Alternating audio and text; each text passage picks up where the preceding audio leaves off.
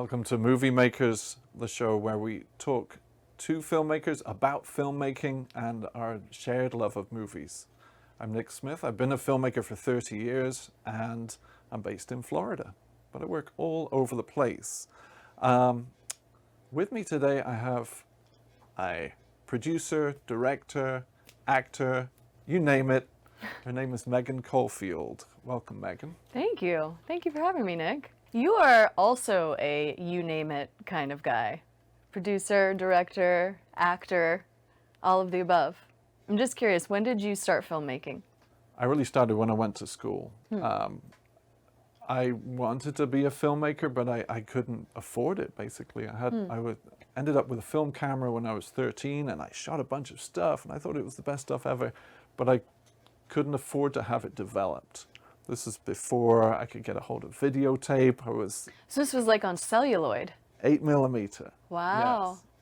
So I had to put that on the back burner until technology caught up a bit. I was able to go to school to study screenwriting, and that's how I got involved in filmmaking properly. When's the last time you got a chance to film on celluloid? Almost 10 years ago now. Really? Yeah, back in 2012. People are not as conservative as we used to be with film.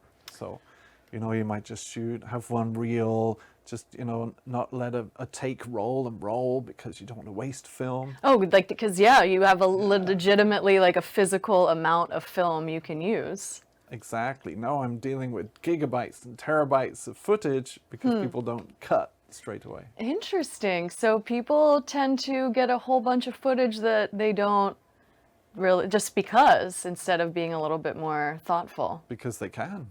Interesting. Huh. Yeah, that is a big issue with all of the size of stuff. Well, we just worked on Ask Astrid together, which was very exciting. How was that? That ended up being like 12 minutes? It was exactly 12 minutes. Was it? Right. Look at me remembering things. Yeah. It started as something much bigger, more like an Alfred Hitchcock type thriller. Because of the pandemic and everything shutting down in 2020, I really had to rethink the whole project and bring it down to a smaller scale production.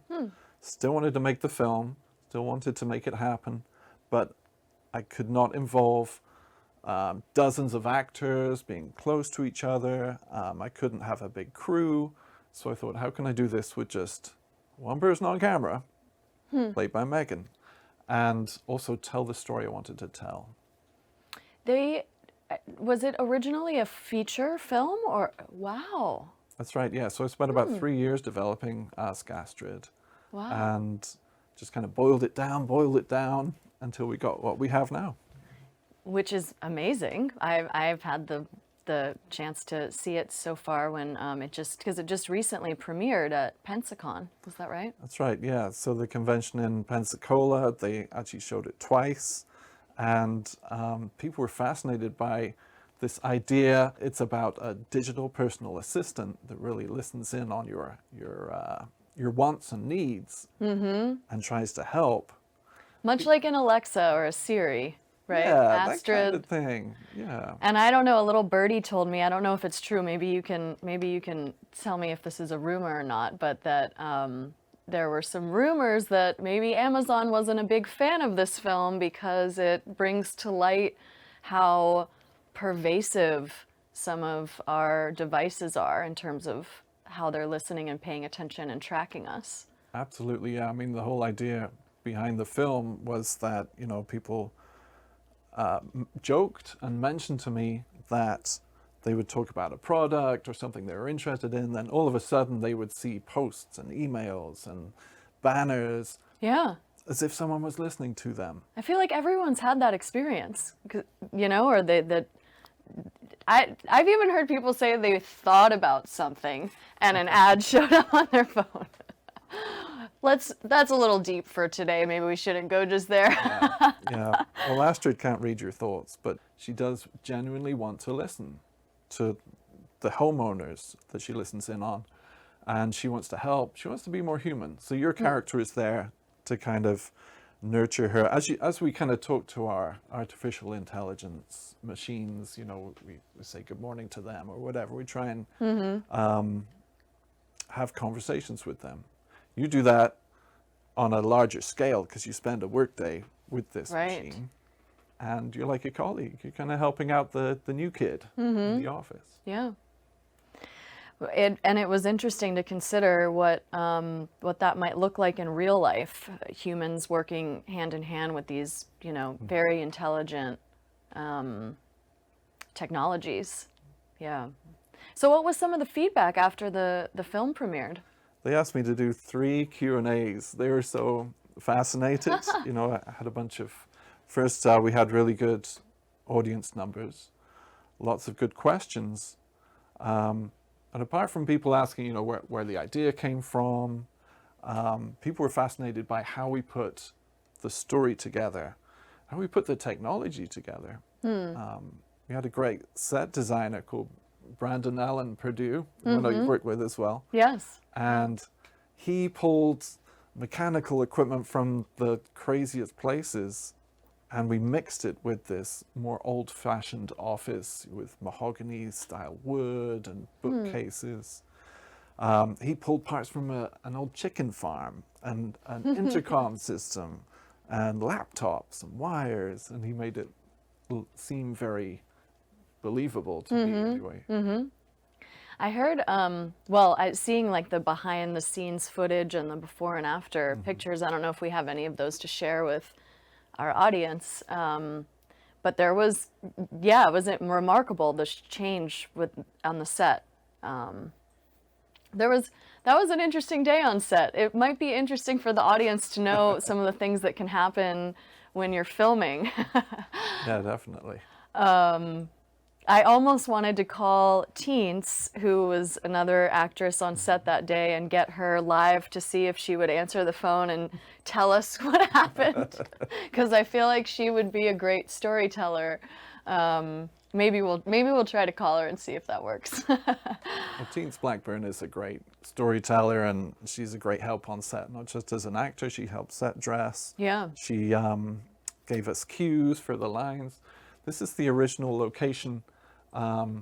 Just to give folks an idea of before we dressed it, before we lit it, this is what we had to work with. So this is your character Marcy's break area, where she's talking to Astrid, the AI device, but also having a cup of tea or whatnot.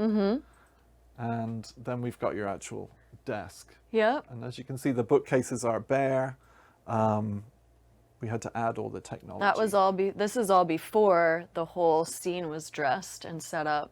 Right. So we took the pictures just to kind of get an idea of the location. So we have before and after.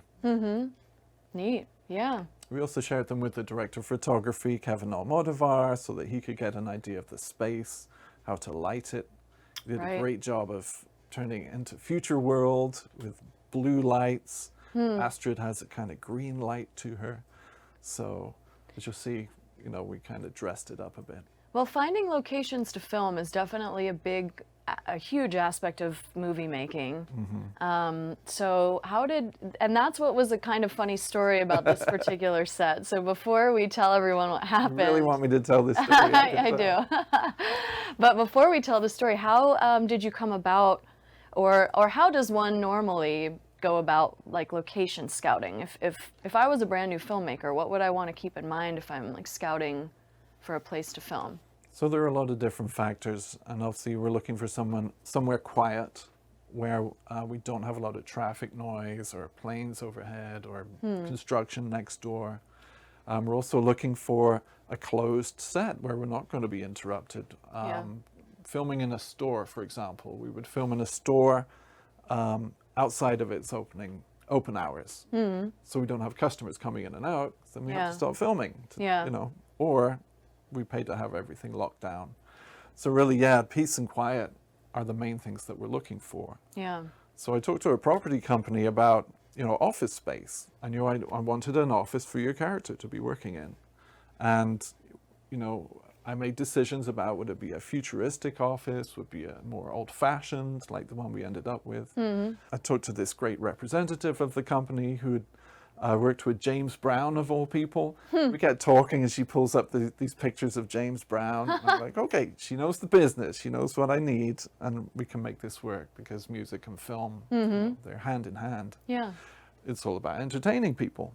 So I went to the location a couple of times, took those pictures, and everything was squared away.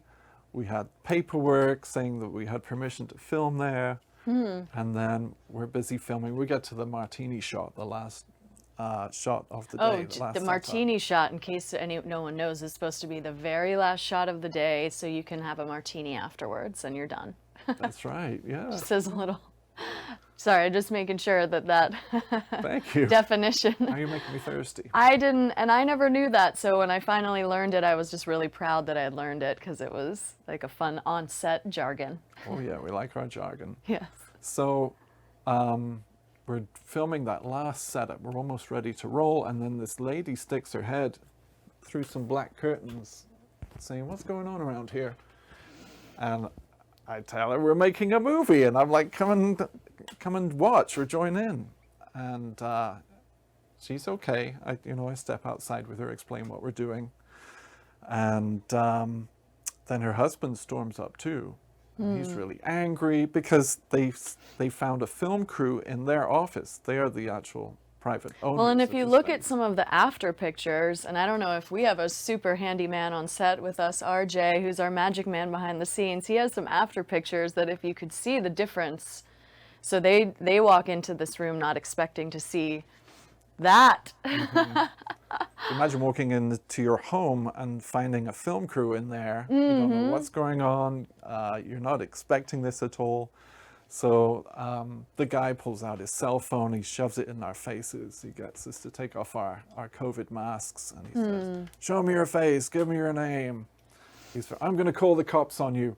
So that's where Teens comes in, because she's packing her bags. She's like, "I don't want to be around here when the cops are coming." Luckily, I call the property management company. I explain everything, smooth everything over, and by the end, we're hugging each other within pandemic restriction possibilities. We're ready to kind of be bosom buddies. But yeah, anything can happen, no matter how much I prepared. Yeah. 3 years of getting ready to make this film, having all the paperwork, we still had that complete surprise. Yeah. Someone coming out of the blue. There's always something. I guess we were fortunate that happened at the end rather than at the beginning of the day, because that could have thrown a wrench. We did a lot of work that day.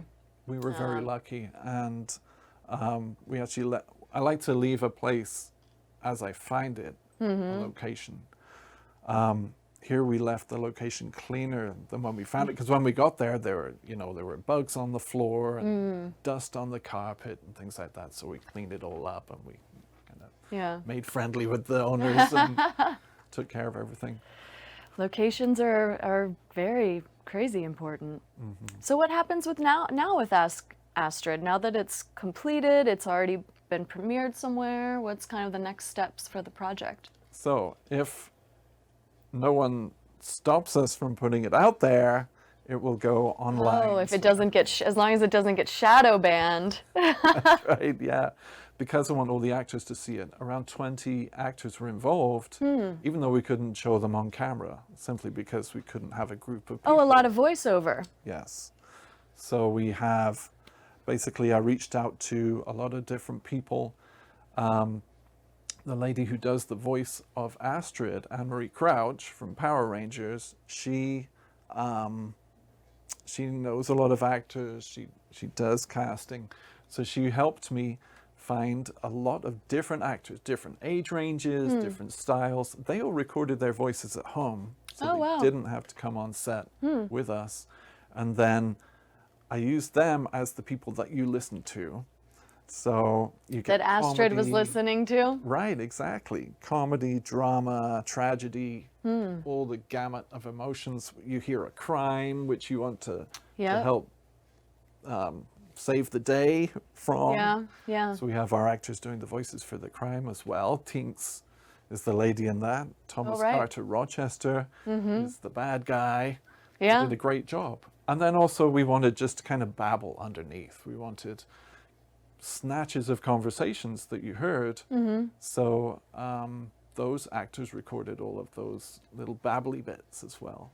Voiceover I've always found it to be very challenging because you don't realize how much is lost in expression when you can't see the person. So then you have to make your voice make up for all of the facial expressions and everything that you're missing. It's a lot of work. People So don't I realize. admire voiceover actors that are good at their craft.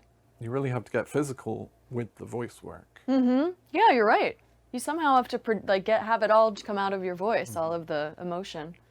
And these guys were having conversations from different booths and different houses. So they were doing one end of a conversation, then someone else somewhere else would do the other end, and it all flows really well. So that's a testament to how good they are. That must have been quite a lot of editing as well, which is It's a huge amount of editing. Yeah. Yes. That's I consider that that's a tough part for me as a filmmaker is editing it. But I don't know. Do you feel that way, or is that a part of the process that you feel more comfortable with? It's part of the process. And I knew that how important the sound design would be for this show in particular, because a lot of it is your character listening and the layers of sound. Mm-hmm.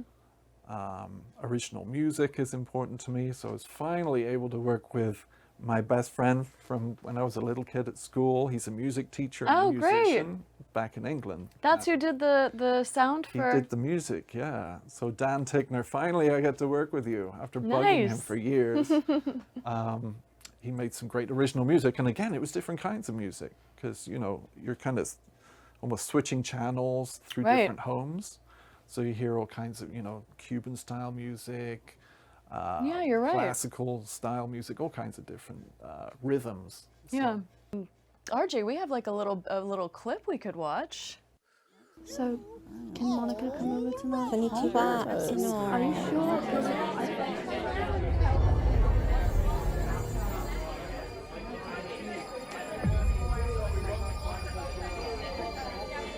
All right, let's bring up households 12 through 129. I am like a part of the family. I am in every home. I listen, record, and respond. Leave me alone.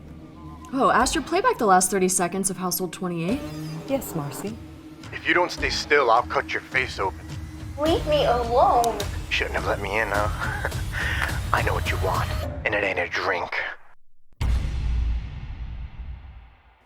So you did an amazing job of really running the gamut of emotions, listening to the, you know, funny stories from people and a sad story from one character, and then getting engaged in the crime and how you're going to help with that, even though you're stuck in the office, really. Thank you. I really felt the moment when I wanted to know where the characters, if the character was safe that was in trouble, and hoping Astrid would be able to tell me that. And that's something that I was able to build up in the editing. You're asking about editing. So really kind of how long of a pause before we find out what's happened. Yeah. You know, how long can you keep the audience waiting? Yeah. So I tried to kind of stretch it out to build up a bit of tension. Movie Glad it maker worked magic. out. So where can everyone watching and everyone that's interested, assuming it's online and available, where can people watch Ask Astrid or follow its progression? You can see it on YouTube, Vimeo. Those are the two main places to find it. You can look on the Nick Smith Productions Facebook page. You'll find it on there. Great. Hey, I think this show has a Facebook page too. Excellent. So yeah, check it out there. Okay. Yeah. MovieMakers on Facebook. Excellent. So we talked a lot about want to buy films. Please tell me about directing Deportación. Am I saying that right? Deportación. Thank you. Thanks. If you're Castilian, you would say deportación. Gosh, yeah, I directed that I guess now it's been, oh my goodness, how many years ago? 2018? So 3 years. And that was a film based on a true story of an experience that I had. and it was, you know, I wrote the screenplay and then produced and directed and then acted in the film. And it was a very cathartic project for me to be able to tell a true story about something that I experienced and share it and do it through making a movie and filmmaking, which is, you know, one of my probably my biggest passion. So so that was a special journey, and it is now completed its festival. It's run in the film festival circuit, so it will also be available online on YouTube and Vimeo and on my website. And I hope to keep going. I actually wrote another script again about another true story. So I'm finding that to be kind of my theme from filmmaking, as I like telling true stories. I've also learned a lot since then about how much I enjoy doing things behind the camera, especially things I didn't know I would expect liking to do, like being the second assistant director. I don't know, have you found that because you've had so many roles as a filmmaker, are there any roles you really have gravitated towards that you didn't think you would? Definitely. You know, I never thought of myself as a guy who would not be on set, that would be back at base camp, you know, handling payroll and paperwork and call sheets and things like that. But there is a real need for that. Someone with organizational skills who can actually keep things running and be preparing for the next day. Mm-hmm. If you're in the middle of a feature, you know, you need to be thinking ahead like that, especially. Yeah. So, yeah, I find myself doing that more and more. And just helping people out. But I mean, last year I worked on a film and this guy comes up to me and says, "You're a mutt like me." Like, what do you mean? So it's a term where you just do what needs to be done and you're a jack of all trades. And you have a lot of different skill sets. Yeah. Yeah. So what about the kind of feedback? It's a very powerful film, Deportation. What happened after you put the film out? You know, it's interesting. I will say that because it premiered in festivals during a pandemic, so most things were virtual. So getting that direct feedback, I feel like I missed out on a little bit, but it certainly got accolades from a lot of festivals and racked up some laurels. So I think that means it was well received. But what came out of it more than anything is other filmmakers expressed to me and other people, you know, people involved in production, how they would really love to tell their story about something that happened to them. And so I am forward thinking to a time where hopefully I can provide that opportunity for people, because I think, you know, filmmaking's powerful no matter kind of what story you're telling, but if people have a way to tell their story, something that happened to them through filmmaking, I think it's a powerful experience and healing experience. So I was happy to hear people say that, and I want to support as many filmmakers as I can that want to try to do that. Is that one of your expectations? No, actually I didn't expect that at all. I expected people to have some questions and want to know more, because my film only shows one scene of a much larger story. But I feel like people kind of got it. They were like, yeah, I don't need it, like, I'm good, I get it. It was a horrific thing in that case. And, you know, people resonated with some traumatic experiences they had and wanted to share them with me. And I think that's great. I think if people it's important to, like, share those things and bring them to the surface so that they can be healed. There is so much to tell, and not just the stories that make the filmmaker look good either. There's you know, maybe bad choices that a filmmaker has made. Mm-hmm. They can explore, you know, what they learned from it, and, you know, kind of don't make the mistakes they did. And, you know, there's so much that you can do by finding that truth in your storytelling. Yeah. Yeah, so I was pleased. And that was a great first experience. So I'll keep, for my first film, so I'm gonna keep at it. How many films do you think you have made at this point? It's got to be around 100. I was gonna say, you must be in like the triple digits. Definitely triple digits, yeah. I'm between short films, features, TV shows, I don't know, web series, you name it, definitely the triple figures. Yeah, commercials. I ran a film school, so, you know, produced a lot of films with my students, which I learned a lot from as well. Well, I have to say I'm very grateful to have you in the community where I am as a local filmmaker, because you are just tremendously helpful to all the filmmakers here. You have so much information to share, and you're willing to share it and help people. So if you haven't met Nick Smith yet, make sure you do. Nick Smith Productions on Facebook. You're an incredible resource and an incredible filmmaker. And thank you for having me on your show about movie makers. But you're the movie maker, so I flipped it on him a little bit and interviewed him too. Totally put me on the spot. And Megan, you mentioned you have a website. I do, megancaulfield.com. And my Instagram and Facebook is Megan T. Caulfield. Teresa is my middle name. So that's how you can find me online. Right. Well, if you have questions for Megan or myself, or just kind of general interest in what we're doing, exploring filmmaking, please let me know. We'll develop what you're interested in on the show. And thanks, Megan, for being here. Thank you for Appreciate it. having me. Thanks This for was watching. great.